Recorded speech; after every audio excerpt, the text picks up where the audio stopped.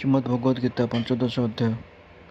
ଶ୍ରୀ ଭଗବାନ କହିଲେ, ଏ ସଂସାର ବୃକ୍ଷର ମୂଳ ଉର୍ଦ୍ଧ୍ୱ ଓ ଶାଖା ଅଧ ଏବଂ ପତ୍ର ବେଦମାନେ ଅଟନ୍ତି। ଏ ଅଚିରସ୍ଥାୟୀ ଓ ପ୍ରବାହର ଅବ୍ୟୟ ବୋଲି ଶ୍ରୁତିରେ କଥିତ ଅଛି। ଯେ ବ୍ୟକ୍ତି ଏହା ଜାଣନ୍ତି ସେ ବେଦବିତ୍ ଅଟନ୍ତି। ଶ୍ରୀ ଭଗବାନ କହିଲେ ଯେ, ହେ ଅର୍ଜୁନ, ଏ ସଂସାର ରୂପ ବିଚିତ୍ର ବୃକ୍ଷ ଉର୍ଦ୍ଧ୍ୱ ମୂଳ ଓ ଅର୍ଦ୍ଧଶାଖା ଅଟେ। ସାଧାରଣ ବୃକ୍ଷର ମୂଳ ଅଧଭାଗରେ ଥାଏ ଓ ଶାଖା ଆଦି ଊର୍ଦ୍ଧ୍ୱଭାଗରେ ଥାଏ। ମାତ୍ର ଏ ସଂସାରର ଊର୍ଦ୍ଧ୍ୱ ମୂଳ ଓ ଅର୍ଦ୍ଧଶାଖା ଅର୍ଥାତ୍ ଏହାର ମୂଳ ଊର୍ଦ୍ଧ୍ୱରେ ଥାଏ ଓ ଏହାର ଶାଖା ସବୁ ଅଧଭାଗରେ ଥାଏ। ଏ ସ୍ଥଳରେ ଊର୍ଦ୍ଧ୍ୱ ଶବ୍ଦର ଅର୍ଥ ଉତ୍କୃଷ୍ଟ ଓ ଅର୍ଦ୍ଧ ଶବ୍ଦର ଅର୍ଥ ନିକୃଷ୍ଟ। ଅତଏବ ଉତ୍କୃଷ୍ଟ ଅର୍ଥ କାରଣ ସ୍ୱରୂପ ଯେ ପରମେଶ୍ୱର, ସେ ଏହି ସଂସାରର ମୂଳ ଅଟନ୍ତି। ଅର୍ଥାତ୍ ପରମାତ୍ମା ପରମେଶ୍ୱରଙ୍କ ଭିନ୍ନ ସଂସାରର ଉତ୍ପତ୍ତି ହୋଇପାରେ ନାହିଁ। ପୁଣି ତାହାଙ୍କ ଅପେକ୍ଷା ନିକୃଷ୍ଟ ବା କାର୍ଯ୍ୟରୂପ ହିରଣ୍ୟଗର୍ଭ, ବ୍ରହ୍ମା ଓ ଶିବ ପ୍ରଭୃତି ଦେବତା ଓ ଯକ୍ଷ, ଗନ୍ଧର୍ବ, ନର, ନାଗ, ରାକ୍ଷସ ଆଦି ଜୀବମାନେ ଏହି ବୃକ୍ଷର ଶାଖା ସ୍ୱରୂପ ଅଟନ୍ତି।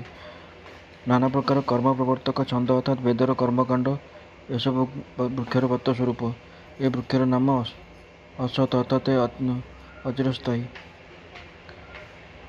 କିନ୍ତୁ ଏ ବୃକ୍ଷର ଅବ୍ୟୟ ଅର୍ଥାତ୍ ଅଶେଷ, କାହିଁକି ନା ଯେତେଦିନ ଯାଏ ଆତ୍ମଜ୍ଞାନ ଲାଭ ନ ହୁଏ ସେତେଦିନ ଯାଏ ଏହାର ମୁକ୍ତି ହୁଏ ନାହିଁ। ପୁଣି ଆତ୍ମଜ୍ଞାନ କେବେ ଜାତ ହେବ ତାହାର କୌଣସି ନିଶ୍ଚିତ ଉତ୍ତର କେହି ଦେଇପାରିବେ ନାହିଁ।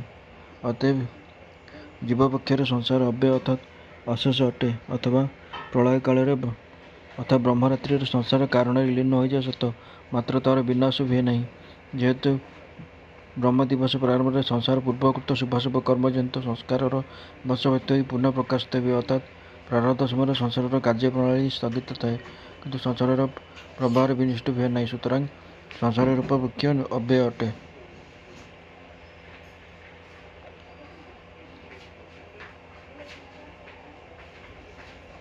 ଏ ସଂସାର ରୂପକ ଶାଖା ସବୁ ସତ୍ୱାଦି ଗୁଣ ଦ୍ୱାରା ବର୍ଦ୍ଧିତ ଓ ଶବ୍ଦାଦି ବିଷୟରୂପ ପଞ୍ଚଭକ୍ତ୍ର ହୋଇ ଅର୍ଦ୍ଧ ଓ ଊର୍ଦ୍ଧ୍ୱ ଭାଗରେ ବିସ୍ତୃତ ହୋଇଅଛି।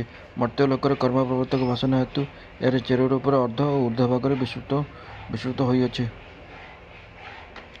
ଏ ସଂସାର ବୃକ୍ଷର ଶାଖା ଅର୍ଥାତ୍ ଜୀବ ସବୁ ସତ୍ୱାଦି ଗୁଣ ଦ୍ୱାରା ବୁଦ୍ଧିପ୍ରାପ୍ତ ଅର୍ଥାତ୍ ଯେପରି ବୃକ୍ଷରେ ଜଳସେଚନ ଆଦି କଲେ ତାହାର ଶାଖାମାନ ପରିପୁଷ୍ଟ ହୁଏ, ସେପରି ସତ୍ତ୍ୱ, ରଜ ଓ ତମ ଗୁଣ ଦ୍ୱାରା ସବୁ ପ୍ରକାର ଜୀବଦେହ ପୁଷ୍ଟି ଲାଭ କରେ। ବୃକ୍ଷ ଶାଖାରେ ପତ୍ର ଥାଏ। ଶବ୍ଦ, ସ୍ପର୍ଶ, ରୂପ, ରସ ଓ ଗନ୍ଧ ଏହି ବିଷୟମାନ ସଂସାର ବୃକ୍ଷର ଜୀବରୂପ ଶାଖାରେ ପତ୍ର ସ୍ୱରୂପ। ବୃକ୍ଷର ଶାଖା ବର୍ଦ୍ଧିତ ହୋଇ ଉପରକୁ ଓ ତଳକୁ ମଧ୍ୟ ବିସ୍ତୃତ ହୁଏ। ସଂସାର ରୂପ ବୃକ୍ଷର ଶାଖା ସ୍ୱରୂପ ଜୀବ ଆପଣାର କର୍ମ ଅନୁସାରେ ଊର୍ଦ୍ଧ୍ୱକୁ ବା ଅଧୋଭାଗକୁ ଗତି କରନ୍ତି। ଅର୍ଥାତ୍ ଯେଉଁ ଜୀବ ସତ୍କର୍ମର ଅନୁଷ୍ଠାନ କରନ୍ତି ସେ ସ୍ୱର୍ଗାଦି ଊର୍ଦ୍ଧ୍ୱଲୋକକୁ ଓ ଦେବତାଦି ଊର୍ଦ୍ଧ୍ୱ ଉତ୍କୃଷ୍ଟ ଯୋନିକୁ ପ୍ରାପ୍ତ ହୁଏ ଏବଂ ଯେଉଁ ଜୀବ ଅସତ୍ କର୍ମର ଅନୁଷ୍ଠାନ କରେ ସେ ନରକାଦି ଅଧୋଲୋକକୁ ବା ପଶୁ ପ୍ରେତାଙ୍ଗ ଆଦି ଅର୍ଥାତ୍ ଉତ୍କୃଷ୍ଟ ନିକୃଷ୍ଟ ଯୋନି ପ୍ରାପ୍ତ ହୁଏ। ସୁତରାଂ ସଂସାର ରୂପ ବୃକ୍ଷର ଜୀବରୂପ ଶାଖାମାନ ସତ୍ୱାଦି ବା ଗୁଣ ଦ୍ୱାରା ବର୍ଦ୍ଧିତ ଓ ଶବ୍ଦ, ସ୍ପର୍ଶ ଆଦି ବିଷୟରୂପ ପଞ୍ଚବର୍ଣ୍ଣିତ ହୋଇ ଯେ ଊର୍ଦ୍ଧ୍ୱ ଓ ଅର୍ଦ୍ଧଭାଗରେ ବିସ୍ତୃତ ହୋଇଅଛି, ତହିଁରେ ଆଉ ସନ୍ଦେହ କ'ଣ? ମନୁଷ୍ୟ ଲୋକରେ କର୍ମ ପ୍ରବର୍ତ୍ତକ ବାସନା ବା ଫଳ କାମନା ସଂସାରର ମୂଳ ଅର୍ଥାତ୍ ଚେର ସ୍ୱରୂପ। ପରମାତ୍ମା ଏହାର ମୂଳ ସ୍ୱରୂପ ବୋଲି ଯେ କୁହାଯାଇଛନ୍ତି, ତାହା ମୁଖ୍ୟତଃ ପ୍ରକୃତ ସ୍ୱରୂପ ଅଟେ। ଜୀବ ଯେକୌଣସି ଲୋକରେ ପୂର୍ବକୃତ କର୍ମ ଫଳ ଭୋଗ କରୁଥିବା ସମୟରେ ଯେ ପ୍ରକାର କାମନା କରିଥାଏ, ଉକ୍ତ କର୍ମ ଫଳ ଭୋଗ ଶେଷରେ ସେ କାମନା ଅନୁସାରେ ସେ ମନୁଷ୍ୟ ଲୋକରୁ ଉତ୍କୃଷ୍ଟ ବା ନିକୃଷ୍ଟ ଯୋନିରେ ଜନ୍ମଗ୍ରହଣ କରି ବାସନା ଅନୁରୂପ କର୍ମ କରେ। ସୁତରାଂ ବାସନା ହିଁ ମର୍ତ୍ତ୍ୟ ଲୋକରେ କର୍ମ ପ୍ରବର୍ତ୍ତକ। ମର୍ତ୍ତ୍ୟ ଲୋକ ଭିନ୍ନ ଅନ୍ୟ ଲୋକରେ କର୍ମର ଅଧିକାର ନାହିଁ ବୋଲି ଏ ଶ୍ଲୋକରେ ମନୁଷ୍ୟ ଲୋକ ଏପରି କୁହାଯାଇଛି।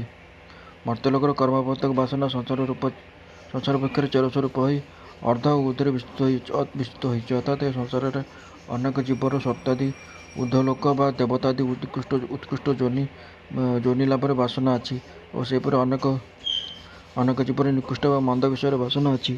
ଉତ୍କୃଷ୍ଟ ବାସନାକୁ ଊର୍ଦ୍ଧ୍ୱ ବିସ୍ତୃତ ଚେର ଓ ନିକୃଷ୍ଟ ବାସନାକୁ ଅର୍ଦ୍ଧ ବିସ୍ତୃତ ଚେର ବୋଲି ଏ ସ୍ଥଳରେ ବ୍ୟାଖ୍ୟା କରାଯାଇଛି।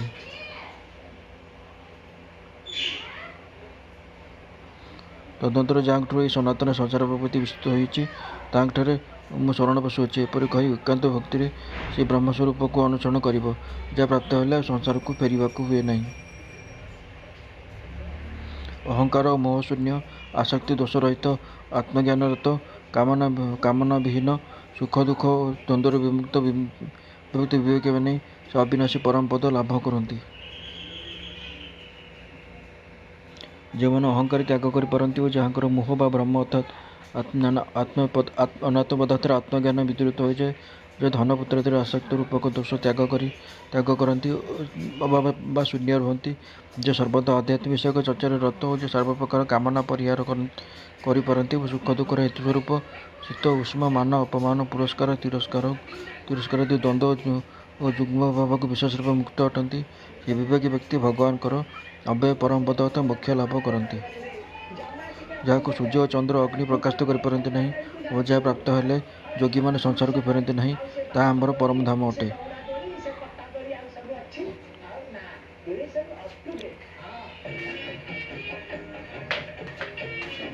କେବଳ ଆମ୍ଭରି ଅଂଶ ଜୀବ ନାମରେ ସର୍ବଦା ପ୍ରସିଦ୍ଧ ହୋଇ ଜୀବଲୋକରେ ପ୍ରକୃତିସ୍ଥିତ ପଞ୍ଚ ଇନ୍ଦ୍ରିୟ ଓ ମନକୁ ଆକର୍ଷଣ କରନ୍ତି।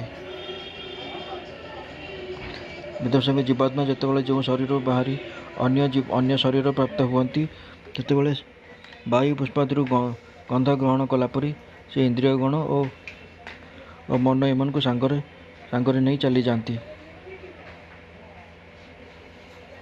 ଏହି ଜୀବାତ୍ମା ଶ୍ରୋତ ନେତ୍ର ଘ୍ରାଣ ରସନା ତ୍ୱକ ଏବଂ ମନ ଏମାନଙ୍କୁ ଆଶ୍ରୟ କରି ଶବ୍ଦାଦି ବିଷୟମାନଙ୍କୁ ଉପଭୋଗ କରନ୍ତି।